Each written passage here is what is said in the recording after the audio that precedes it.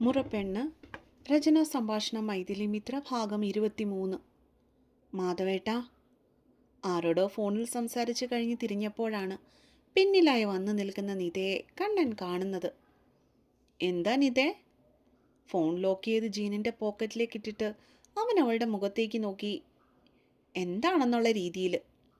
അത് പിന്നെ എനിക്കൊരു കാര്യം അറിയാനുണ്ടായിരുന്നു.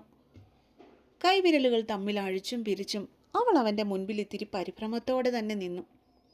പറഞ്ഞോളൂ. പക്ഷെ വളരെ ആധികാരികതയോടെയാണ് അവൻ അവൾക്ക് സംസാരിക്കുവാനായി അനുവാദം കൊടുത്തത്. മാധവേട്ടൻ്റെ ഇഷ്ടത്തോടെ തന്നെയാണോ ഈ കല്യാണം ഉറപ്പിച്ചത്? ചുമ്മുവിനോടുള്ള കുശുമ്പും ദേഷ്യവും അവളുടെ ആ ചോദ്യത്തിൽ ആവോളം ഉണ്ടായിരുന്നു. നീ പറഞ്ഞു വരുന്ന എന്താന്ന് എനിക്ക് മനസ്സിലായില്ല നിതേ.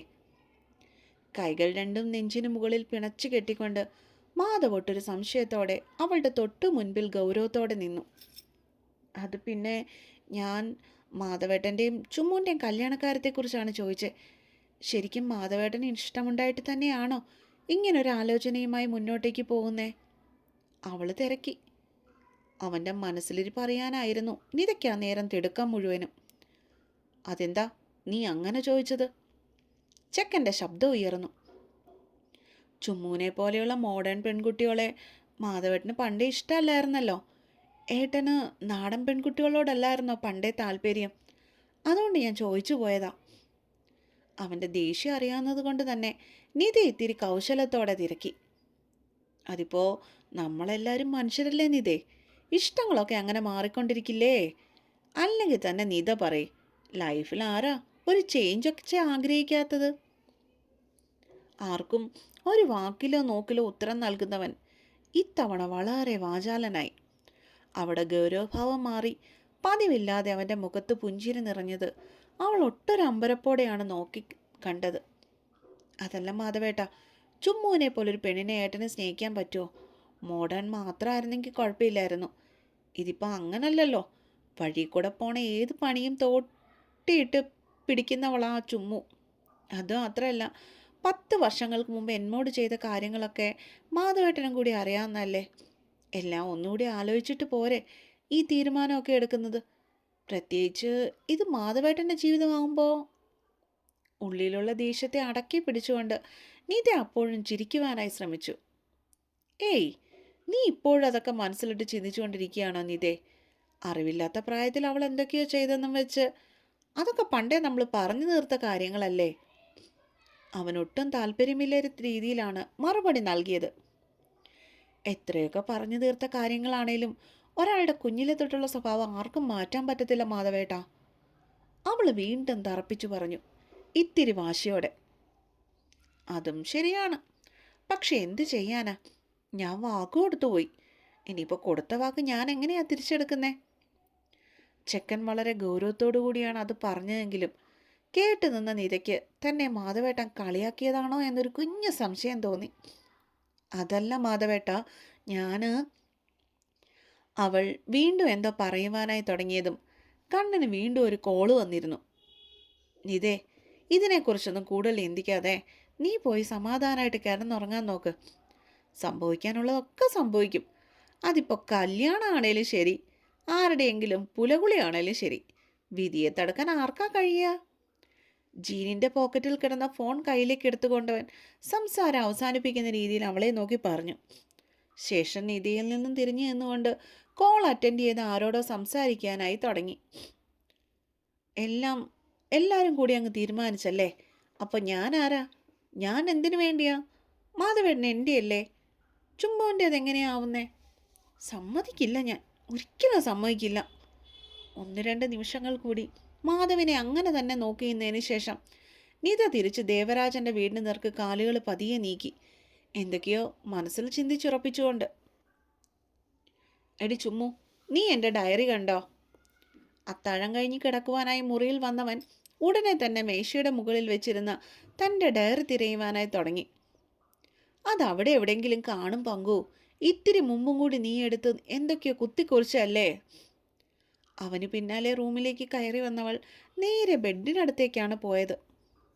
അവളുടെ ആ ചോദ്യത്തിൽ ഇത്തിരി പതറിയെങ്കിലും അവൻ ആ ഡയറി തിരച്ചിൽ വീണ്ടും തുടർന്നു. ഈശ്വരാ, ഇതിപ്പോൾ എവിടെ പോയി? അത്താഴം കഴിക്കാൻ പോകുന്നതിന് മുമ്പ് ഞാൻ ഈ ടേബിളിന് മുകളിൽ തന്നെയാണല്ലോ വെച്ചേ. അവൻ അവിടെയുള്ള പുസ്തകങ്ങളും ബുക്കുകളും ഒക്കെ എടുത്തു മാറ്റി വെച്ചുകൊണ്ട് കണ്ണേട്ടൻ്റെയും ചുമ്മുവിൻ്റെയും പേര് ഫ്ലൈങ്സ് വെട്ടി കളിച്ചത് അതിലുണ്ട്. അതെങ്ങാനും ആരേലും കണ്ട ഈ തറവാട്ടുകുളത്തിൽ പൊങ്ങും. അത് 100 തരം. ഒന്നാമത് 9ാം ക്ലാസ് ജയിക്കുമെന്നറിയില്ല. ഇനിയിപ്പോൾ ഇതൊക്കെയാ എൻ്റെ പണിയെന്നും കൂടി വീട്ടുകാരറിഞ്ഞ മുട്ടിന് താഴെ ദശ കാണത്തില്ല. ചെക്കന് പെട്ടെന്ന് ആദിയേറി. പങ്കു നോക്കിയേ. ചുമ്മുവിൻ്റെ ഉച്ചത്തിലുള്ള കറച്ച് കേട്ടപ്പോഴാണ് അവൻ്റെ ശ്രദ്ധ പൊടുന്നനെ അങ്ങോട്ടേക്ക് പോയത്. എന്താടി? തൽക്കാലം ഡയറി തിരച്ചിൽ പകുതിയിൽ നിർത്തിയിട്ട് അവൻ ആ പെണ്ണിനെ അരികിലേക്ക് ഓടിച്ചെന്നു. ശേഷം ചുമ്മു വിരൽ ചൂണ്ടിക്കാട്ടി ഇടത്തേക്ക് നോട്ടം വായിച്ചു. ഇതെങ്ങനെ? തറയിൽ വീണ് പൊട്ടിക്കിടക്കുന്ന ഫോട്ടോ കണ്ടതും പങ്കു അമ്പരപ്പോടെ നോക്കിയത് ചുമ്മുവിൻ്റെ മുഖത്തേക്കാണ്. പെണ്ണിൻ്റെ മുഖം വീർത്ത് കെട്ടിയിരിപ്പുണ്ട്. ഫോട്ടോ പൊട്ടിയതിൻ്റെ സങ്കടമാണ്. കാര്യം കണ്ണേട്ടനോട് അടിയും വഴക്കും ഒക്കെ ആണെങ്കിലും അവർക്ക് തമ്മിൽ തമ്മിൽ സ്നേഹമുണ്ടെന്നുള്ള കാര്യം പങ്കുവിന് പണ്ടേ തൊട്ടേ അറിയാവുന്ന കാര്യമായിരുന്നു. അറിയില്ല, ചിലപ്പോൾ വീണ് പൊട്ടിയതാവാം. ചില്ലുകളെല്ലാം പെറുക്കി മാറ്റിയിട്ടവൾ ആ ഫോട്ടോ എടുത്ത് മേശപ്പുറത്ത് ഭദ്രമായി സൂക്ഷിച്ചു വെച്ചു. എന്നാലും എങ്ങനെ വീണെന്നാ? മുറിയിലെ കുപ്പിച്ചില്ലുകൾ തൂത്തുവാരി വൃത്തിയാക്കുമ്പോൾ ഇരുവരുടെയും മനസ്സിലെ ചോദ്യം അതൊന്നു മാത്രമായിരുന്നു. ഡാ പങ്കു, എൻ്റെ മുടി വെട്ടിക്കാറായോ? വീടിന് പിന്നിലുള്ള കുളത്തിൻ്റെ പടികളിൽ ഇരുന്നു കൊണ്ട് കയ്യിലിരുന്ന കുഞ്ഞു കണ്ണാടിയിൽ സൗന്ദര്യം നോക്കിക്കൊണ്ടിരിക്കുകയായിരുന്നു നമ്മുടെ ചുമ്മു. നീ ഇനി മുടി വെട്ടിക്കണ്ട ചുമ്മു. ചെക്കന്മാരെ പോലെ ബോയ്ക്കട്ട് വേണ്ടടി നിനക്ക്. ഇനി 10ാം ക്ലാസ്സിലേക്കല്ലേ, അപ്പോൾ കുറച്ചൊക്കെ മുടി ഉണ്ടാകുന്നത് നല്ലതാണ്. ചുമ്മുവിൻ്റെ കയ്യിലിരുന്ന കണ്ണാടി തട്ടിപ്പറിച്ച് പൊടിമീശ മുഖത്ത് വരുന്നുണ്ടോ എന്ന് സൂക്ഷ്മമായി പരിശോധിച്ചവൻ. മുടി നീട്ടി വളർത്തിയ വലിയ പാടാ പങ്കു. അത് ചീവണം, ചെട കളയണം, കെട്ടിവെക്കണം. ജോലി ഒരുപാടുണ്ട്. പെണ്ണവൻ്റെ അരികിലേക്ക് ചേർന്നിരുന്നു. എന്നാ നിന്റെ ഇഷ്ടം. നീ മുടി വളർത്തിയ പൊളിയായിരിക്കും. അത് കാണാനുള്ള ഒരാഗ്രഹം കൊണ്ട് പറഞ്ഞു പോയതാ. ചുമ്മുവിൻ്റെ ആഗ്രഹങ്ങൾക്ക് മേലെ ഒരധികാരവും എടുക്കാൻ താല്പര്യമില്ലാത്തത് കൊണ്ടാവണം അവൻ പിന്നീട് കൂടുതലൊന്നും പറയാതിരുന്നത്. വെള്ളത്തിലേക്ക് കാലിട്ടുകൊണ്ട് അവൾ എന്തോ ആലോചിച്ചു കൊണ്ടിരുന്നു. നിങ്ങളിവിടെ ഇരിക്കുകയായിരുന്നോ? കുളത്തിൻ്റെ പടിപ്പുരയിൽ നിന്ന് ആരുടെയോ ശബ്ദം പൊടുന്നനെ കേട്ടപ്പോഴാണ് അവരിരുവരും ഒരുപോലെ പിന്നിലേക്ക് നോക്കിയത്. അപ്പോൾ കണ്ടു ഒരു പട്ടുപാവാടയും ബ്ലൗസും ഒക്കെ ഇട്ട് കുളത്തിൻ്റെ പടികൾ ഇറങ്ങി വരുന്ന നിധയെ. അവളാണ് വരുന്നതെന്ന് കണ്ടതും ഇരുവരും പെട്ടെന്ന് കുളത്തിലേക്ക് തന്നെ തിരികെ നോട്ടം മാറ്റി. ഞാൻ നിങ്ങളെ വീട് മുഴുവൻ തിരഞ്ഞു. ഒടുവിൽ കണ്ണേട്ടനോട് ചോദിച്ചപ്പോഴാണ് ആള് പറഞ്ഞത് നിങ്ങളിവിടെ കാണുമെന്ന്. അവളൊരു ചിരിയോടെ അവർക്കരികിലേക്കായി ചെന്നിരുന്നു. എന്താ കാര്യം? പങ്കു ഉടനെ തന്നെ അലസമായി ചോദിച്ചു. വെറുതെ വന്നതാ. ഒറ്റയ്ക്കിരുന്നപ്പോൾ ബോറടിച്ചു. ഞാൻ വിചാരിച്ചു നിങ്ങളോട് എന്തെങ്കിലും മിണ്ടിയും പറഞ്ഞിരിക്കാന്ന്. ഉള്ളിൻ്റെ ഉള്ളിലെ ദേഷ്യം അടക്കി പിടിച്ചുകൊണ്ട് നീത അവരെ നോക്കി നന്നായി പുഞ്ചിരിച്ചു. ഞങ്ങൾക്ക് താല്പര്യമില്ലെങ്കിലോ? എടുത്തടിച്ചതുപോലെയാണ് പങ്കുവൊക്കെ മറുപടി പറഞ്ഞത്. ചുമ്മു പക്ഷെ കേട്ടിരുന്നതല്ലാതെ നിധയൊന്ന് നോക്കാൻ പോലും കൂട്ടാക്കിയില്ല എന്നത് മറ്റൊരു സത്യം. അതെന്തേ പങ്കു നീ ഇങ്ങനെ സംസാരിക്കുന്നേ? ഒന്നുമില്ലേലും ഞാൻ നിങ്ങളുടെ ഗസ്റ്റ് അല്ലേ. ആ പരിഗണനയെങ്കിലും എനിക്ക് തന്നൂടെ? നിധ മുഖം വീർപ്പിച്ചു. പരിഗണന തരാൻ പറ്റിയ സാധനം. 24 മണിക്കൂർ എൻ്റെ ചുമ്മൂനെ താത്തി കെട്ടി കരിവാരി തേച്ച് സംസാരിക്കുന്ന നിന്നോടൊക്കെ എങ്ങനെ കൂട്ടുകൂടാൻ പറ്റും? പങ്കുവിന് ചോദിക്കാതിരിക്കാൻ കഴിഞ്ഞില്ല. ഞാനെപ്പോൾ ഇവളെ താത്തിക്കെട്ടി സംസാരിച്ചെന്നാ? കുട്ടിയെടുപ്പും നിക്കറും ഒന്നും ഇടാതെ ഇച്ചിരി വൃത്തിയായിട്ട് തുണി എടുക്കാൻ മാത്രമല്ലേ ഞാൻ ഇവളോട് പറഞ്ഞുള്ളൂ. പെണ്ണുക കണ്ണുകൾ കുറുക്കിക്കൊണ്ട് വീണ്ടും ചോദിച്ചു. അത് അവിടെ ഇഷ്ടമല്ലേ? അതിൽ നീ എന്തിനാ കൈ കടത്തുന്നേ? പങ്കുവിന് ഇത്തവണ അരിശം കയറിയിരുന്നു.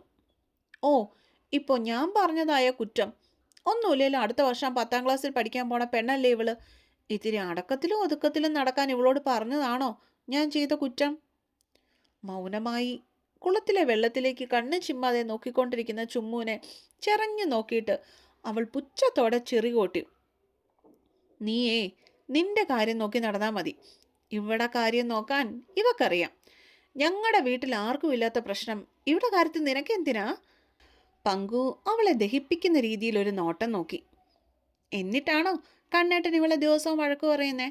ഇന്നലെ രാവിലെ കൂടി ഷോപ്പിങ്ങിന് പോകാൻ ഇറങ്ങിയപ്പോൾ ഇവളിട്ടിരിക്കുന്ന ഡ്രസ്സ് നോക്കി കണ്ണു പൊട്ടുന്ന വഴക്കല്ലേ കണ്ണേട്ടൻ ഇവളെ വിളിച്ചേ? ഇട്ടിരിക്കുന്ന പട്ടുപാവാട വിടർത്തി വെച്ചിട്ട് ഒരു വിജയെപ്പോലെ നിതയിരുന്നു. അതിന് അതിന് നിനക്കെന്താ? കണ്ണേട്ടൻ ഇവളെയല്ലേ പറഞ്ഞേ? അതിനിടയിൽ നീ ചെല്ലേണ്ട കാര്യമില്ല നിതേ. അവൻ ആ പെണ്ണിനെ നേർക്ക് വിരൽ ചൂണ്ടി, അതും ദേഷ്യത്തോടെ. അതെന്താ ഞാൻ ചെന്നാല്? കണ്ണേട്ടൻ ഇവളെക്കാട്ടിലും ഇഷ്ടം എന്നെ തന്നെയാ. ഞാൻ നടക്കുന്നത് പോലെ നടക്കാനല്ലേ കണ്ണേട്ടൻ ഇവളോട് നാഴേക്ക് 40 വട്ടം പറയുന്നത് പോലും. എന്തേ പങ്കു അക്കാര്യം മറന്നുപോയോ? നിതയുടെ മനസ്സിലെ വിഷം മെല്ലെ പുറത്തേക്ക് ചീറ്റുവാനായി തുടങ്ങി. നീ ആരാടി എൻ്റെ ചുമ്മൂൻ്റെയും എൻ്റെ കണ്ണേട്ടൻ്റെയും ഇടയിൽ കയറാൻ? പുറത്തുനിന്ന് വരുന്നവൾ അതിനനുസരിച്ച് നിന്നാൽ മതി. ഞങ്ങളുടെ ഇടയിൽ കയറി കളിക്കാൻ നിൽക്കരുത്, പറഞ്ഞേക്കാം. അവളെ എടുത്ത് വെള്ളത്തിൽ പിടിച്ചു മുക്കാനുള്ള ദേഷ്യം വന്നെങ്കിലും അവനത് സ്വയം നിയന്ത്രിച്ചു. കാരണം കണ്ണേട്ടൻ തന്നെ ചുമ്മൂനുള്ളതാണെന്ന് കുറച്ച് നാളുകളായിട്ട് മനസ്സിൽ തോന്നി തുടങ്ങിയ ആഗ്രഹമായിരുന്നു. ആഹാ, നീ കൊള്ളാലോ പങ്കു. ചുമ്മു അവിടെ കണ്ണേട്ടനോ? ഇതൊക്കെ എപ്പോ? അല്ലേ തന്നെ കൺമുൻപിൽ കണ്ടാൽ കീരിയും പാമ്പും പോലെയുള്ള ഇവർക്കിടയിലേക്കാണോ നീ എന്നോട് ചെല്ലേണ്ടെന്ന് പറയുന്നത്? അതും പറഞ്ഞു ഉച്ചത്തിൽ പൊട്ടിച്ചിരിച്ചു നിത, ഒരു ഭ്രാന്തിയെ പോലെ. തമാശയ്ക്ക് പോലും ഇങ്ങനെയൊന്നും പറയല്ലേ പങ്കു നീയെ. അവൾ വീണ്ടും വീണ്ടും ചുമ്മൂനെ നോക്കി കളിയാക്കി ചിരിച്ചുകൊണ്ടിരുന്നു. പക്ഷെ അപ്പോഴും ചുമ്മു മൗനമായിരുന്നു. നിർത്തടി, ഇനി ഒരു വാക്കുപോലും നീ ഇവളെപ്പറ്റി പറഞ്ഞാലുണ്ടല്ലോ. പങ്കു അലറി. കാരണം ചുമ്മൂനെയാണ് പറയുന്നതെങ്കിലും വേദനിച്ചത് അവനായിരുന്നു. പറഞ്ഞാൽ എന്താ? ഒന്നും സംഭവിക്കത്തില്ല, ഒന്നും. പിന്നെ ഒരു കാര്യം നിന്റെ ചുമ്മൂനോട് നീ പറഞ്ഞേക്ക്. കുട്ടി നിക്കറു വിട്ട് ദേഹം കാണിച്ച് ബാക്കി മുറച്ചെറുക്കന്മാരെ മയക്കുന്ന പോലെ എൻ്റെ കണ്ണേട്ടനെ മയക്കാൻ അവൾ വരണ്ടെന്ന്. കാരണം കണ്ണേട്ടൻ അവളെ പോലെയുള്ള പെണ്ണുങ്ങളെ കാണുന്നേ ഇഷ്ടമല്ല. എന്നെയാ ഇഷ്ടം, എൻ്റെയാ കണ്ണേട്ടൻ. അതും പറഞ്ഞ് നിത കുളപ്പടികളിൽ നിന്നും എഴുന്നേറ്റും മാത്രമേ ഓർമ്മയുള്ളൂ. അത്രയും നേരം മൗനമായി അവിടെ ഇരുന്നവളുടെ അപ്രതീക്ഷിതമായ ഇതേറ്റ് ആ പെണ്ണ് കുളത്തിലെ വെള്ളത്തിലേക്ക് ചെന്ന് വീണു പോയിരുന്നു. നിതയുടെ വായിൽ നിന്നും വീണ വാക്കുകൾ മാത്രമേ ചുമ്മുവിൻ്റെ മനസ്സിലപ്പോൾ കറങ്ങിത്തിരിഞ്ഞ് നടന്നുള്ളൂ. താൻ തൻ്റെ സഹോദരങ്ങളെ കാട്ടി മയക്കിയെന്നോ? പെണ്ണിൻ്റെ കണ്ണുകൾ പൊടുന്നനെ ദേഷ്യം കൊണ്ട് ചുവന്നു കലങ്ങി. എടി ചുമ്മു, അവൾക്ക് വല്ലതും പറ്റുമോടി? നീന്തലറിയാതെ വെള്ളത്തിൽ മുങ്ങിപ്പൊങ്ങുന്നവളെ കണ്ടതും പങ്കുവിന് ആദിയേറി. നിൽക്ക്, ഒരു മിനിറ്റ് കടക്കുമ്പോൾ അവൾക്കറിയണം വാക്കുകൊണ്ട് മറ്റുള്ളവരെ മുറിപ്പെടുത്തുമ്പോഴും അവർക്കിതേ വേദനയാണെന്ന്. ഇപ്പോൾ വേണ്ട, താഴാൻ പോകുന്ന നിമിഷം നീ ചെന്ന് ചാടിയെടുത്തോണ്ട് വന്നാൽ മതി. കുളത്തിലേക്ക് ചാടുവാനായി പോകുന്നവനെ അവൾ തടഞ്ഞു നിർത്തിക്കൊണ്ട് ദേഷ്യത്തോടെ പറഞ്ഞു. പക്ഷെ ആ സമയം കുളപ്പടികൾ ഇറങ്ങി വരുന്ന കണ്ണനെയും അച്ചുവിനെയും അവർ കണ്ടിരുന്നില്ല എന്നത് മറ്റൊരു സത്യം. അപ്പോൾ കാത്തിരിക്കുക കേട്ടോ, ഇനിയിപ്പോൾ എന്തൊക്കെ നടക്കുമെന്ന് എനിക്കറിയില്ല.